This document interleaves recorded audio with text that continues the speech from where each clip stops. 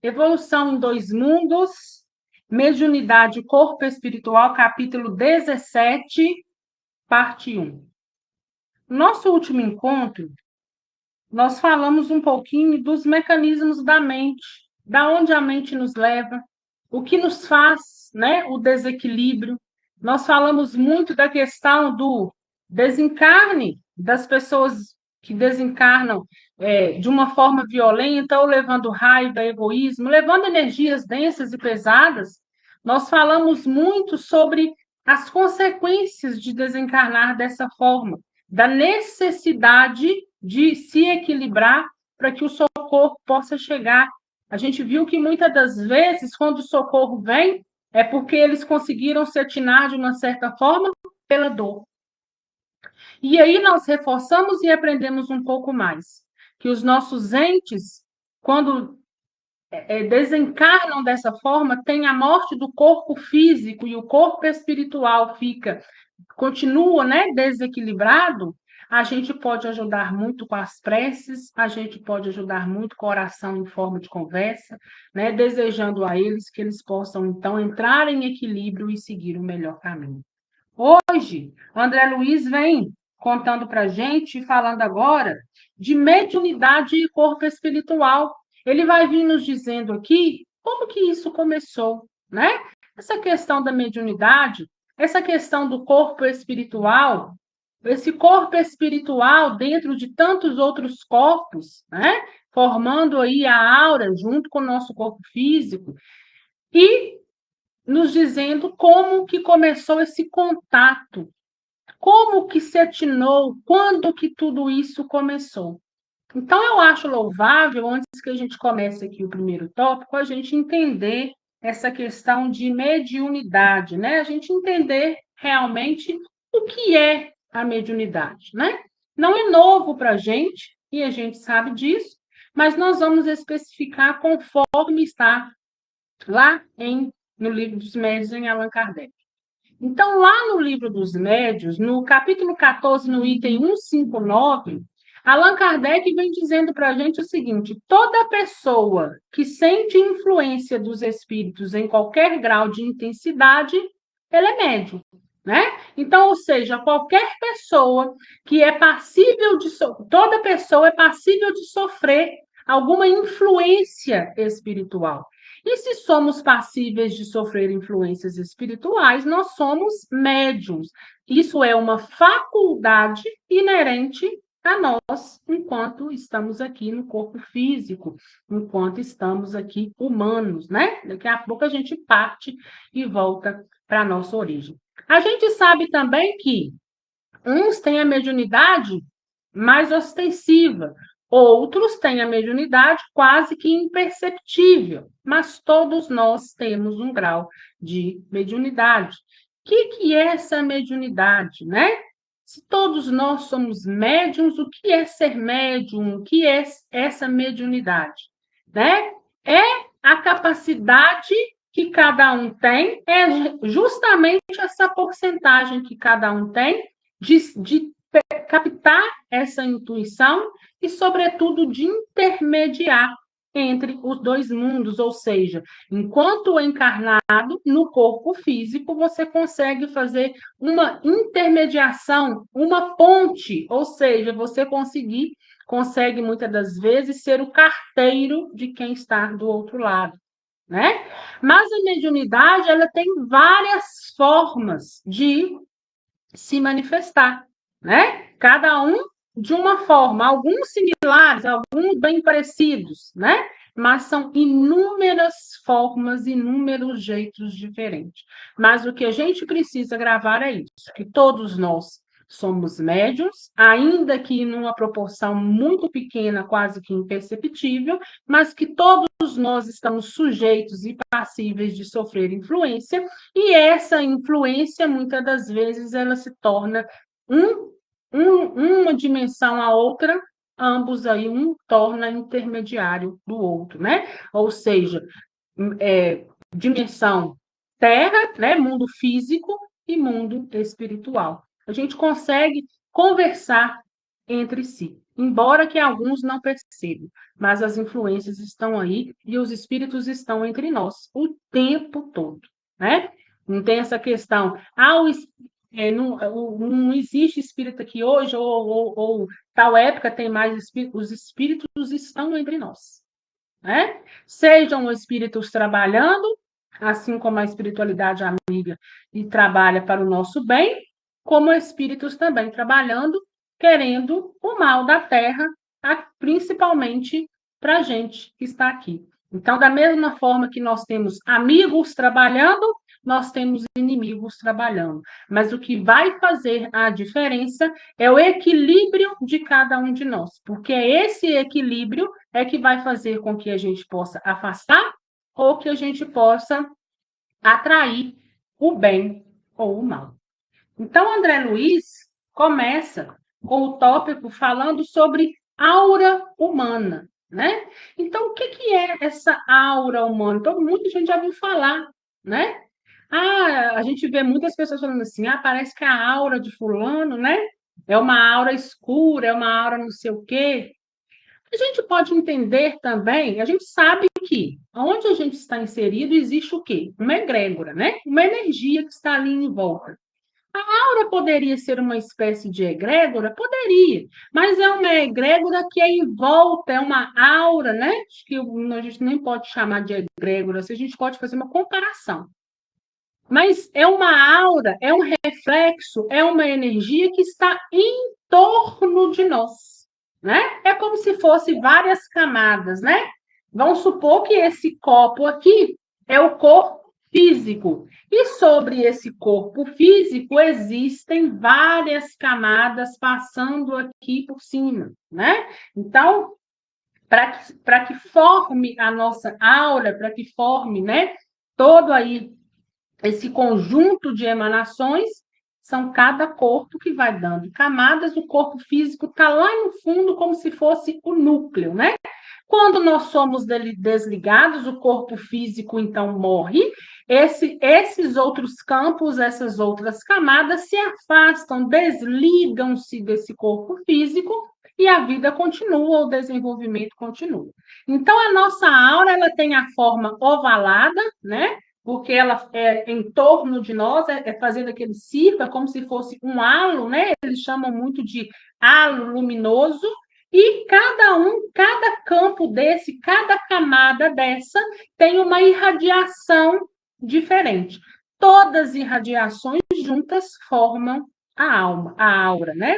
A aura também vocês podem encontrar, muitos a denominando como psicosfera, fotosfera psíquica, veículos ou túnica de forças eletromagnéticas. Então, quando vocês encontrarem esses nomes, é a mesma coisa, é sinônimo de aura humana, né?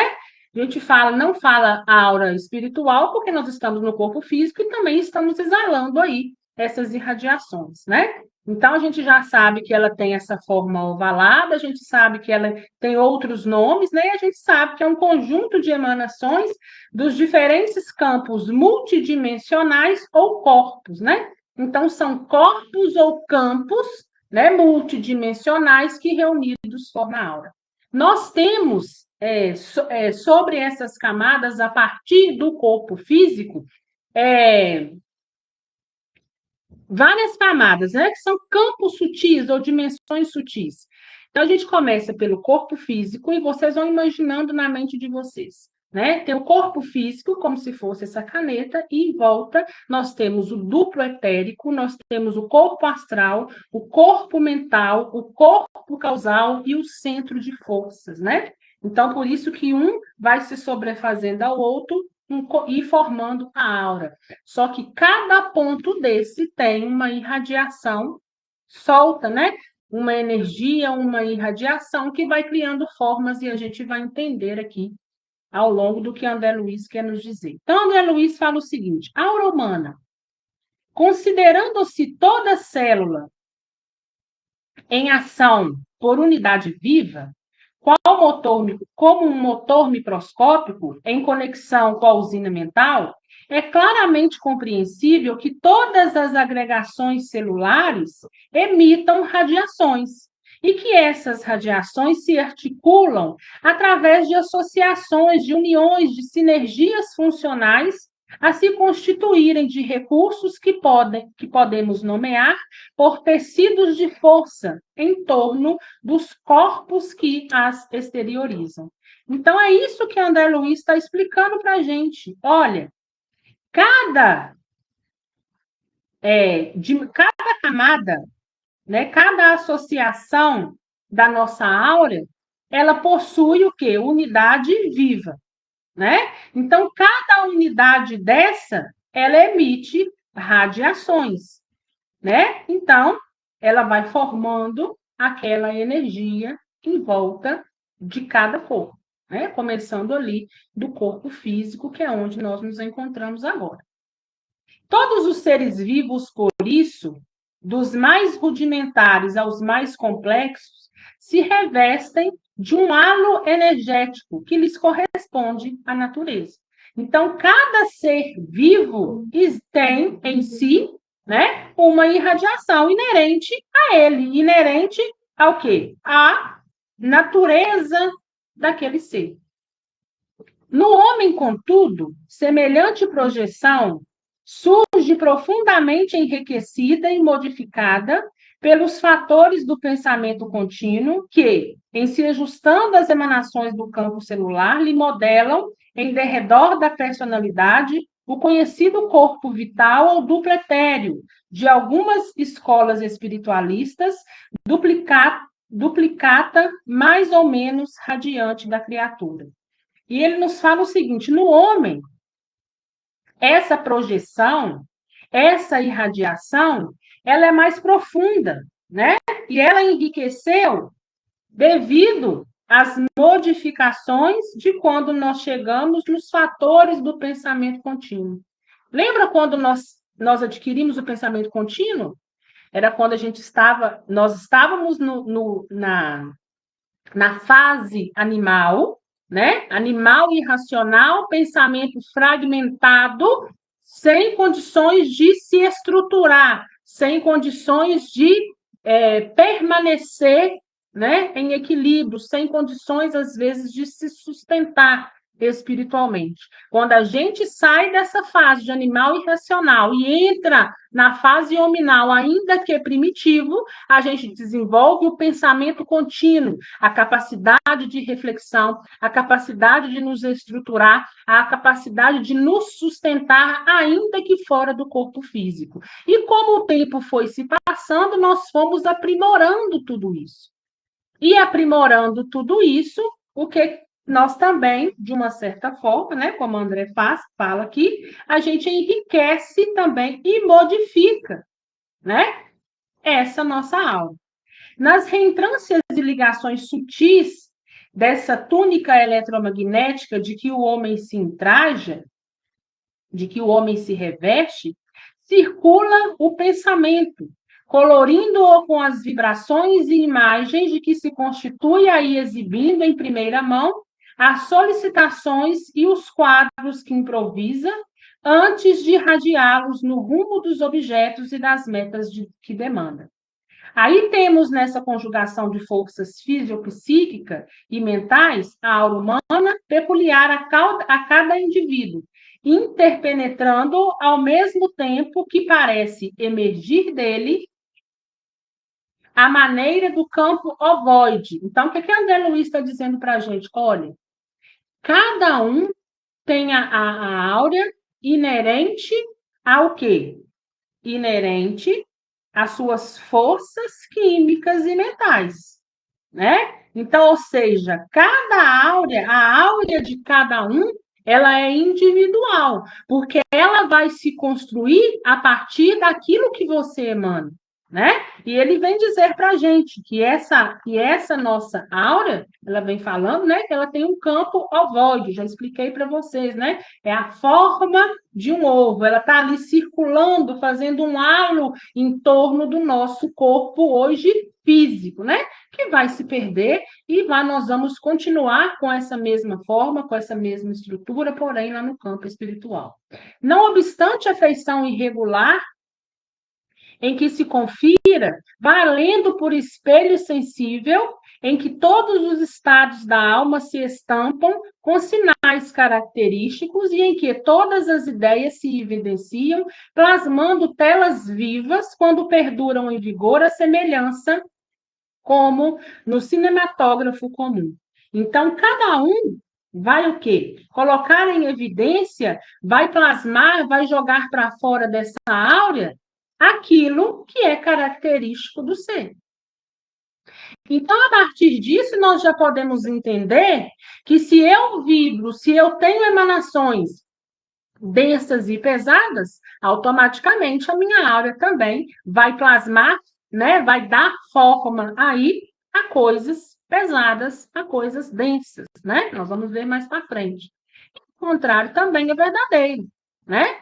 Então, dependendo do equilíbrio ou desequilíbrio, dependendo de suas características, você está plasmando essas radiações em volta de cada corpo, em volta de cada campo, né, de cada camada que envolve a nossa aura.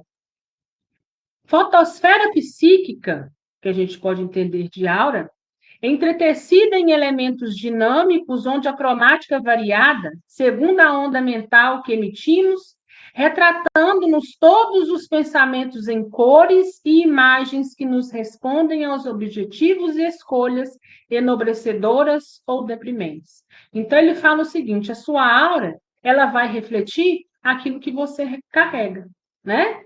Então, ela vai refletir os seus pensamentos em cores e imagens, de acordo com os seus objetivos e as suas escolhas. Esses objetivos e escolhas podem ser nobres ou deprimentes, né?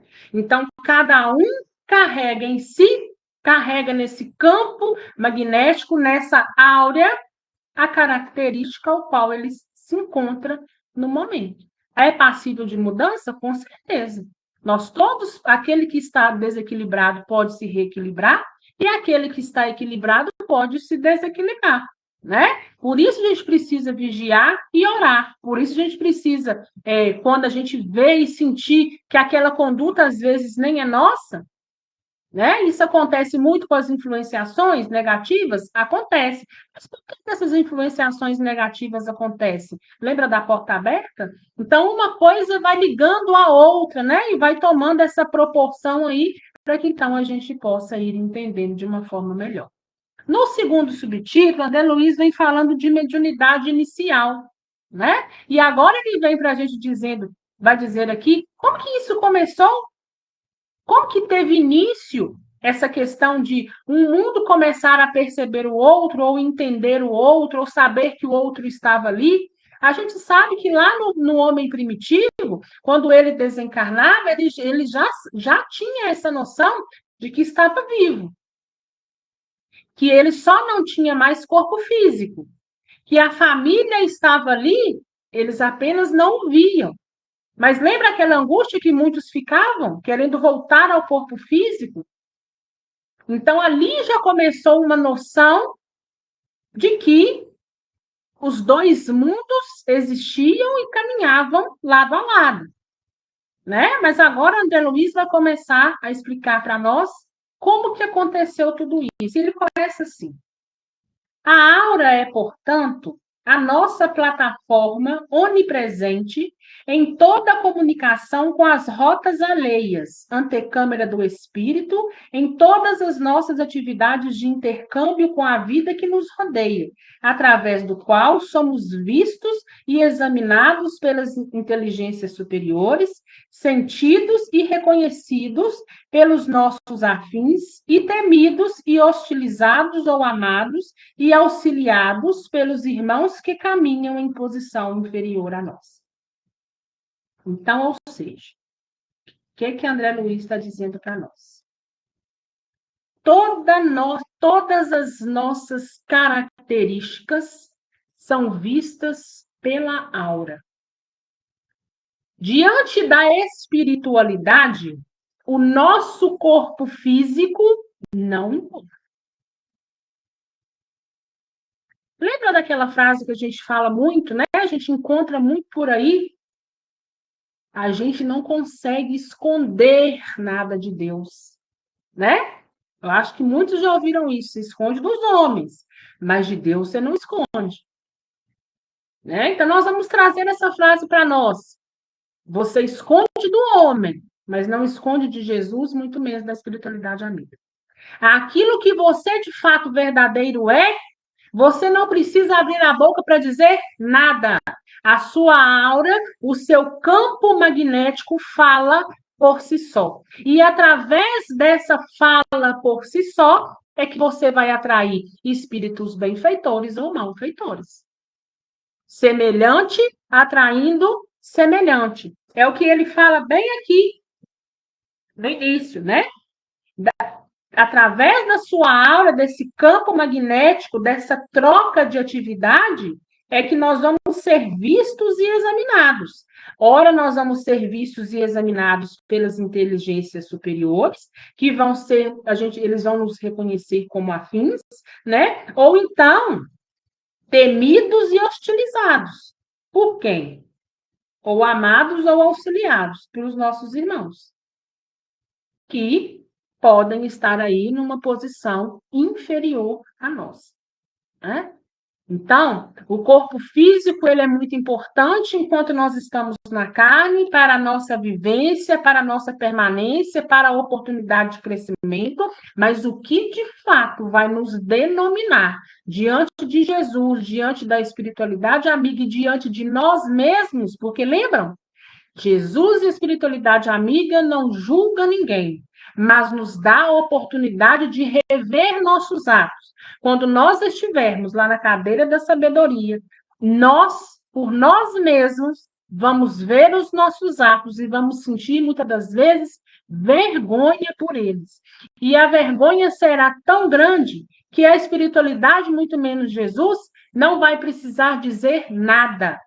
Nós, por nós mesmos, vamos ter a necessidade de reparar o nosso ato. Por isso que quando alguém está passando por uma determinada coisa, né? Ou então alguém veio, passou por uma missão difícil, pesada, veio, passou com maestria, mas aquilo ali estava previsto dentro do projeto reencarnatório dele. Era uma vontade dele ser daquela forma, que fosse daquela maneira, desejo de reparação. Quando você vem para a Terra e consegue reparar aquilo que um dia você destinou para si mesmo, a gente sabe que a gente chega do outro lado vitorioso, né?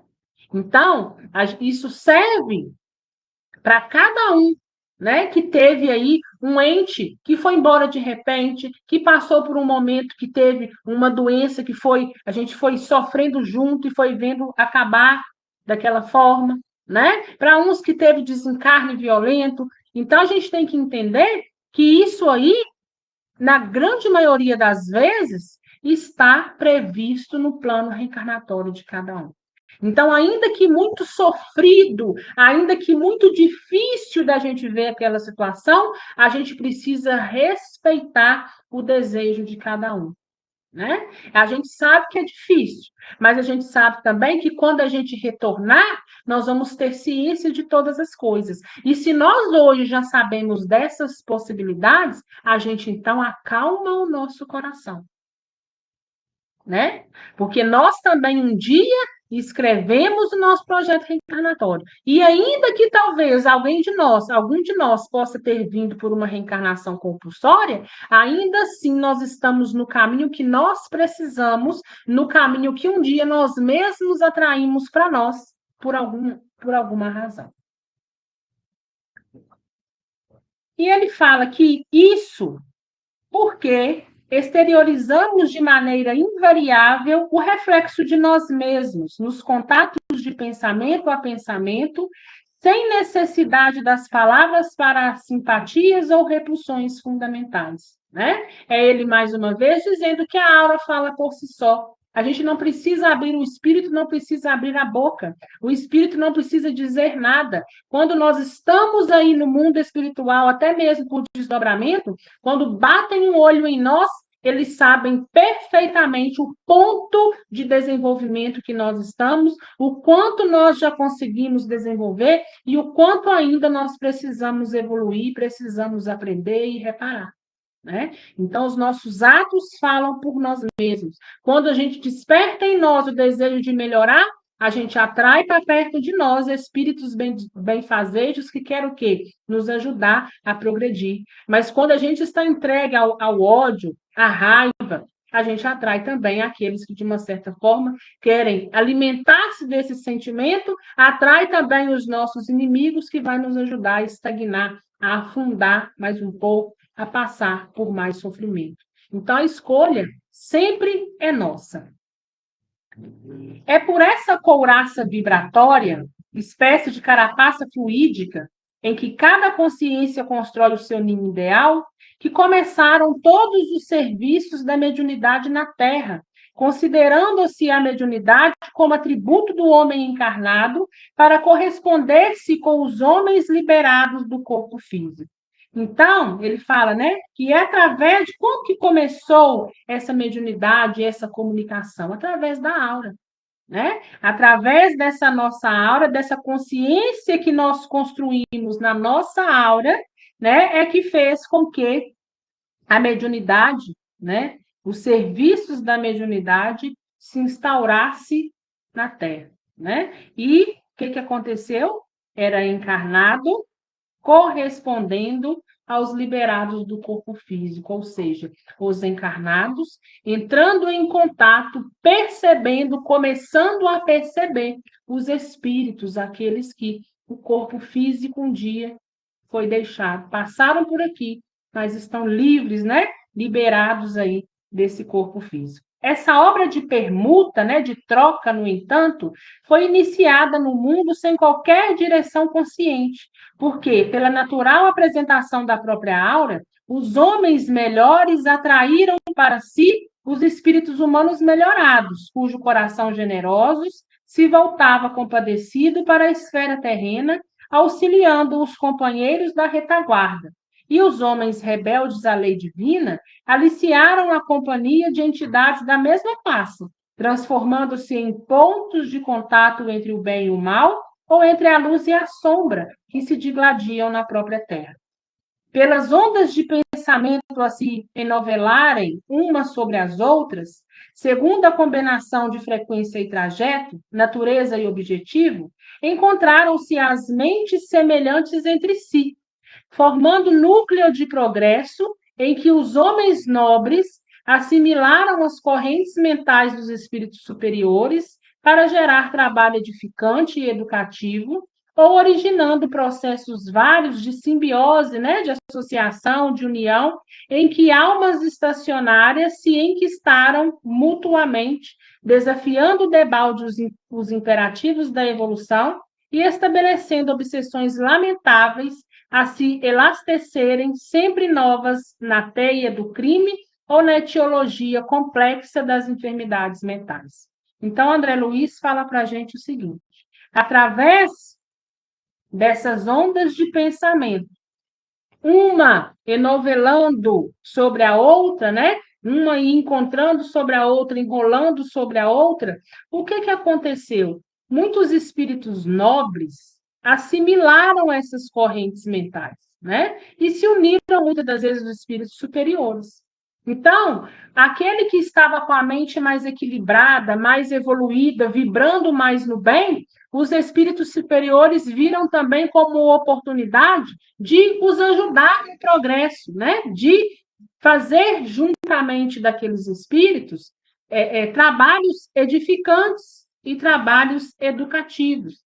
Mas, por outro lado, as sombras também conseguiram detectar, captar essas ondas densas, e aí começou também a surgir esses processos de deixar o outro mais estagnado, esses processos de obsessão, né, que André Luiz fala aqui, né, obsessões lamentáveis, né, que ele usa.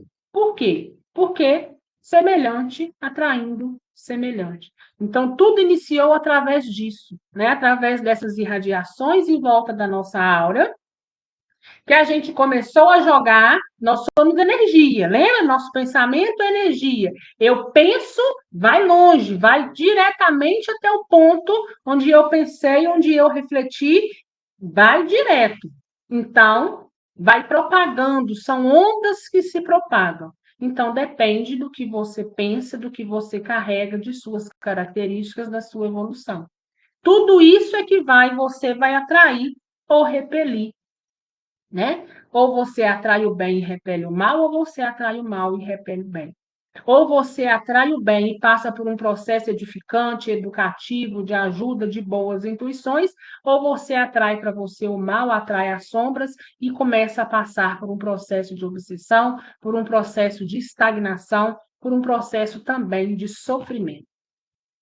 A intuição foi, por esse motivo, o sistema inicial de intercâmbio, facilitando a comunhão das criaturas, mesmo à distância, para transfundi-las no trabalho sutil da telementação, nesse ou naquele domínio do sentimento e da ideia, por intermédio de redemoinhos mensuráveis de força mental. Assim, como na atualidade, o redemoinho eletrônico infunde em aparelhos especiais a voz ou a figura de pessoas ausentes em comunicação recíproca, na radiotelefonia e na televisão, né? Então, essa troca de energia aí, ela acontece o tempo todo. Esse movimento, né, a qual ele chama de redemoinho, redemoinho, né, como se fosse aquele espiral, essa troca de energia está aí o tempo todo, constantemente, fazendo as modificações inerentes a cada um.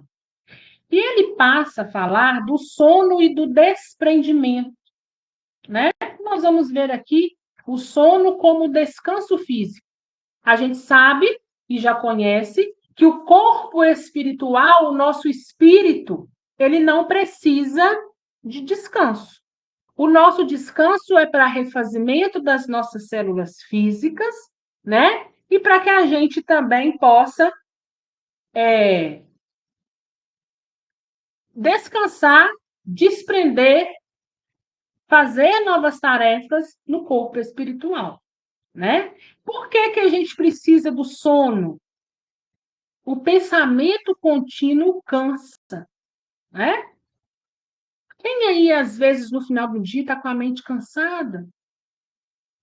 E o pensamento contínuo, ele cansa e destrói determinadas células. Então, a gente precisa do sono para a gente se refazer, a gente se reestruturar, né, fisicamente. E ele começa assim: releva, contudo, assinalar que, em se iniciando a criatura na produção do pensamento contínuo, o sono adquiriu para ela uma importância que a consciência em processo evolutivo até aí não conhecera. Usada instintivamente pelo elemento espiritual como recurso reparador, no refazimento das células em serviço, semelhante estado fisiológico carreou novas possibilidades de realização para quantos se consagrassem ao trabalho mais amplo de desejar e mentalizar, né? Ou seja, de querer e de criar. Então, o sono foi para nós necessário para que a gente possa o quê? Nos refazer, né? Nos refazimento das células em serviço. Então, nós precisamos desse corpo físico para a gente continuar a nossa jornada, né? Quantas pessoas aí que se não dormir não fica bem? Outro, cada um com uma necessidade, né? Outros dormem 2, 3, 4 horas, para eles foram o suficiente. Outros têm a necessidade de dormir. A gente sabe que, em regra, né, de acordo aí com os estudos científicos, a gente precisa dormir pelo menos 8 horas diárias, né, para nos refazer. Cada caso é um caso, cada um com uma característica. Eu mesmo sou uma, que quando eu não durmo, no outro dia eu não sou ninguém. Eu tenho essa necessidade de refazimento, eu tenho essa necessidade de dormir para poder, de fato, descansar, né? E a gente pensa tanta coisa, usa tanto a mente durante o dia inteiro, né? Pensando várias coisas, ou são coisas de lugares diferentes, problemas diferentes, coisas diferentes a resolver, essa capacidade da nossa mente, né, de querer, de criar, de desejar, de mentalizar. Então, isso tudo cansa. Então, é necessário o nosso refazimento. desejando, né, ansiando livrar-se da fadiga física após determinada cota de tempo no esforço da vigília diária, e por isso mesmo entregue ao relaxamento muscular, o homem operante e indagador adormecia com a ideia fixada a serviços de sua predileção. O que acontece quando a pessoa, né, começa. A gente vai dormir, né? Acho que isso é inerente, né? Acho que todo mundo acontece isso. A gente dorme com a ideia fixa do serviço dos dia a dia, das coisas que a gente passa, né? Então a gente vai compreender que essas coisas que a gente cria durante o dia, que a gente deseja, e que aí que chegam de noite você acaba o quê? Sonhando, né? Então olha aí o que é o sonho. O sonho é reflexo das nossas ideias, daquilo que a gente deseja, mentaliza, a gente acaba querendo e acaba o que criando. Pensamento, pensou, plasmou, criou. Amadurecido para pensar e lançando de si as substâncias de dos seus propósitos mais íntimos, ensaiou pouco a pouco, tal como aprendera vagarosamente, o desprendimento definitivo nas operações da morte, o desprendimento parcial do corpo, sutil durante o sono, desenfaixando-o do veículo de matéria mais densa, embora sustentando ou ligado a ele por laços fluídicos magnéticos, a se dilatarem levemente dos plexos com mais segurança da força romboide, né? Essa força romboide, gente, é aquele diencéfalo que nós estudamos, lembra? Do diencéfalo lá no cérebro, do tálamo, do hipotálamo, aonde estão as reflexões. Então, o que acontece? O que aconteceu aqui? A gente tinha a necessidade de dormir para descansar. Só que o espírito começou a desenvolver, começou a perceber que durante esse sono ele tinha a oportunidade de quê? De sair desse corpo físico. Ele aprendeu isso como? Como que isso se deu, sair do corpo físico durante o sono? O espírito aprendeu por automatismo esse, morte, desencarne, vida, reencarnação, desencarne, vida. Então, o que acontece?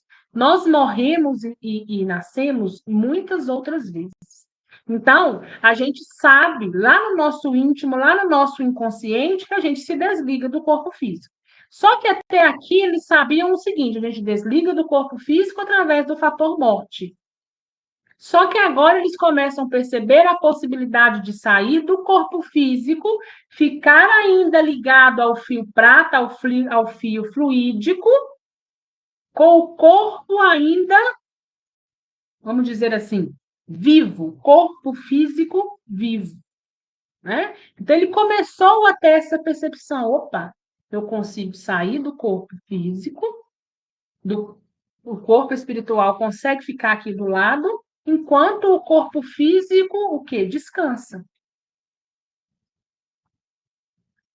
Amadurecido para pensar e lançando de si a substância de seus propósitos mais íntimos, ensaiou pouco a pouco, estou repetindo, não estou? Estou repetindo. Então, ele foi ensaiando pouco a pouco essa questão.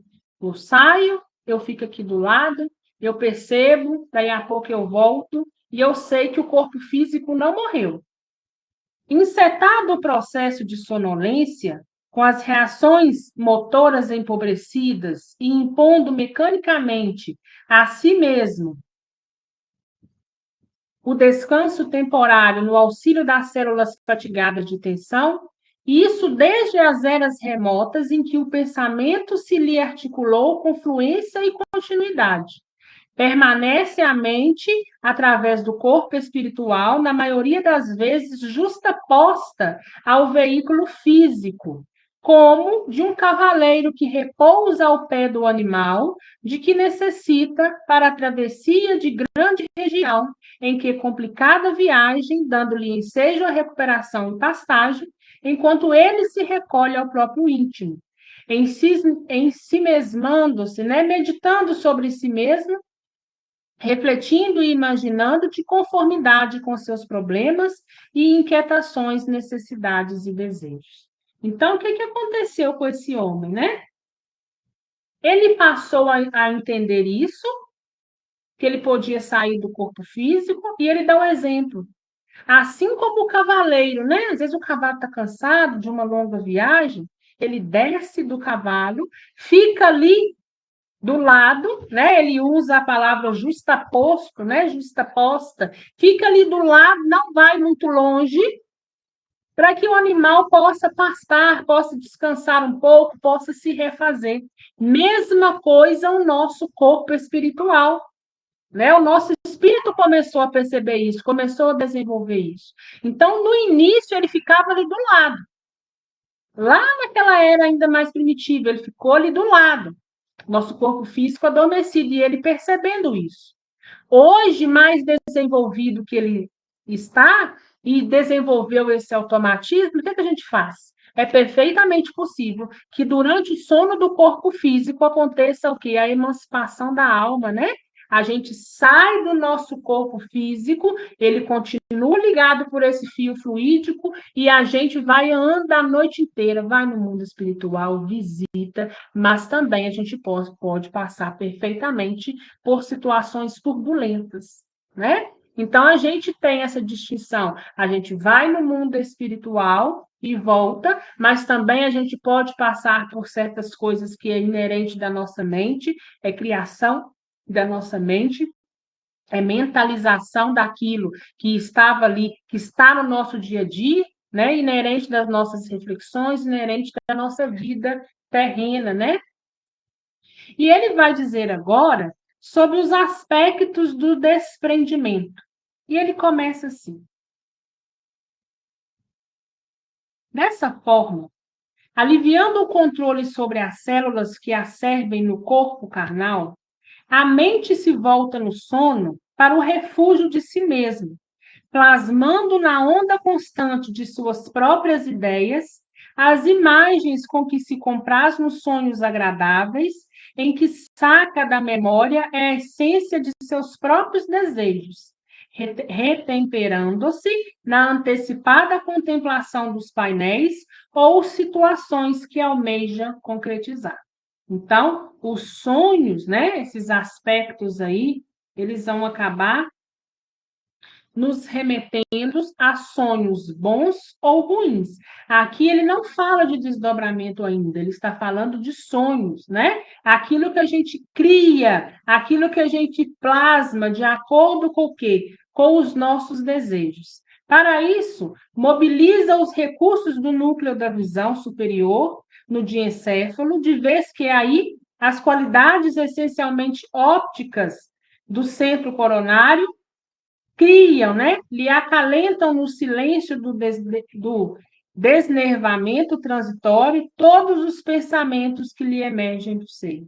Então, ou seja, quando a gente está ali com um pensamento fixo, pensamento cria, pensamento plasma, e pode perfeitamente, quando a gente deita para adormecer no sono físico, a gente começa a passar por esses sonhos, né?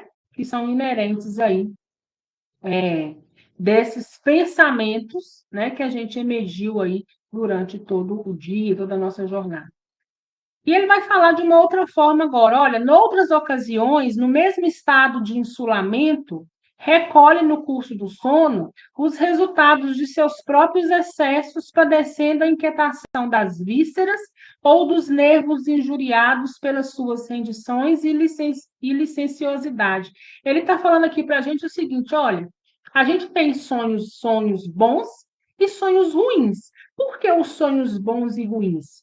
Os bons é porque você trouxe, plasmou para si aquilo que você quer, aquilo que você deseja, né? Outra hora, quando ele fala aqui em outras ocasiões, né, que padece a inquietação das vísceras, pode ele estar trazendo para a gente o que? Os pesadelos, né? Quando ele fala de inquietações das vísceras, nada mais é quem é aquela pessoa que às vezes, né, não se alimentou demais de uma coisa, foi dormir com aquele estômago pesado, de repente teve até pesadelo, né? Então, da mesma forma que a gente traz em sonho as coisas boas inerentes desses nossos pensamentos, nós também atraímos aí as coisas mais negativas, mais que tripidam mais, né? Por essa nossa inquietação das vísceras ou dos nervos injuriados, né? Quando não seja o asfixiante pesar do remorso por faltas cometidas. Então, olha lá. Além de ser, talvez, os pesadelos um problema visceral, que desorganiza um fator externo que desorganiza o seu corpo físico, né? E vai te gerar toda essa inquietação. O que que pode acontecer também, muitas vezes, nesse pesadelo, né? São coisas que são criadas e são plasmadas pelo remorso, pelas faltas cometidas, cujos reflexos absorvem do arquivo em que se lhe amontoam as próprias lembranças. Então, todas as nossas lembranças não estão lá dentro de nós, não estão aqui consciente ou inconscientemente, a gente não as carrega. Então, muitas das vezes, resultados de pesadelos, resultados de noites mal dormidas, nos remete a essa questão, ou uma questão fisiológica que vem de fora e atinge o nosso corpo físico, ou aquilo que já está negativamente no nosso inconsciente. Numa e noutra condição, todavia, é a mente suscetível à influenciação dos desencarnados que, evoluídos ou não, lhe visitam o ser. Agora ele já fala do mundo espiritual, ele já afasta essa questão do sonho, né?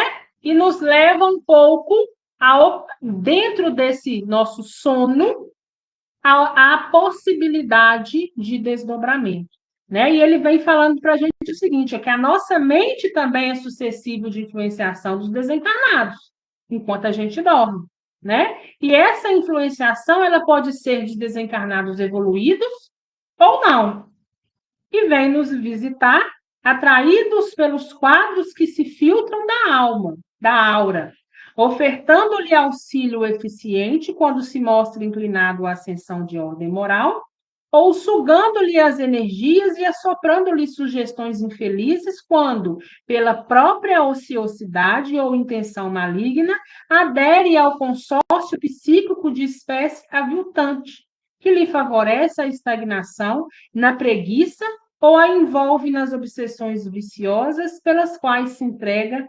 a temíveis contratos com as forças sombrias. Então, é também durante o nosso sono que, além de acontecer esses desdobramentos, a gente pode se ver influenciado por energias boas ou energias ruins. A gente pode ter ajuda, auxílio eficiente, quando a gente está aí em ascensão de ordem moral, a gente está, né, tentando nos equilibrar, tentando nos colocar no melhor caminho, ou então, diante do desequilíbrio, a gente vai encontrar energias, né, espíritos que vão nos sugar essas energias. Mas dessa posição de espectador, né? Ou seja, dessa posição de estar ali assistindo a tudo, a função de agente existe apenas um passo. O pensamento contínuo, em fluxo insopitável, desloca-se a organização celular perispiritual, a maneira do córrego em que sua passagem desarticula da gleba em que desliza todo o rosário de seixos. E assim, como os seixos soltos seguem a direção da corrente, lapidando-se no curso dos dias, o corpo espiritual acompanha de início o impulso da corrente mental que por ele extravasa, conscientizando-se muito vagarosamente no sono, que se lhe propicia meia libertação. Né? Então, o pensamento contínuo, ele vai o quê?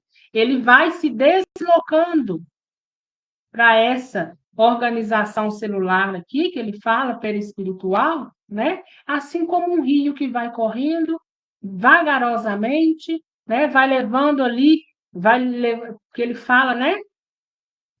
Esses seixos soltos, vai levando aquela terra, vai levando muitas pedras, mas vai correndo vagarosamente, né? Ele fala que o espírito da mesma forma, ele vai aprendendo, ele vai tendo consciência ele vai sabendo, ainda que devagar, como lidar com tudo na hora do sono, e sabendo que nesse momento é perfeitamente possível essa meia libertação. Meia libertação por quê? Porque o nosso corpo físico ainda vive. A libertação completa só acontece diante do desencarne, só acontece diante do fator morte do corpo físico, desligamento, soltura dos liames, onde nosso corpo físico, então, morre, né? Então, nós vamos encerrar por aqui para não ficar muito pesado, né? O assunto de hoje até foi um pouco mais leve, acho que de mais fácil compreensão, e espero que tenha atingido vocês no sentido de ter pegado, né, captado, aprendido tudo que a gente quis passar. Alguma dúvida, gente?